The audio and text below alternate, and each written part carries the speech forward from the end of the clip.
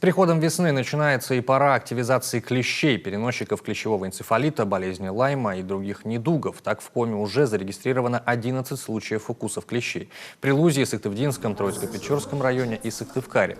От жителей региона поступает немало вопросов о вакцинации. Впрочем, прививаться сейчас, говорят медики, уже нецелесообразно.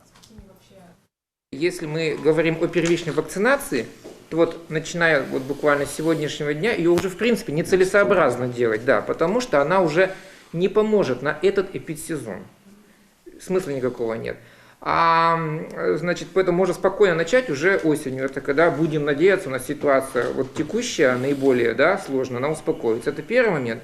А что касается ревакцинации, опять же, если мы ее, там немножко сместим на несколько месяцев, опять же, да, там по причине опять коронавирусной инфекции сейчас, тоже это никакой трагедии не будет. Сейчас прививочная кампания, в частности, по иммунизации детского населения и по иммунизации вакцинами национального календаря профилактических прививок по эпидпоказаниям, приостановлена из-за коронавирусной инфекции. Однако вскоре может возобновиться. С таким предложением выступило управление Роспотребнадзора. Это необходимо, считают медики, для того, чтобы не сбить уровень коллективного иммунитета и не допустить распространения других инфекционных заболеваний.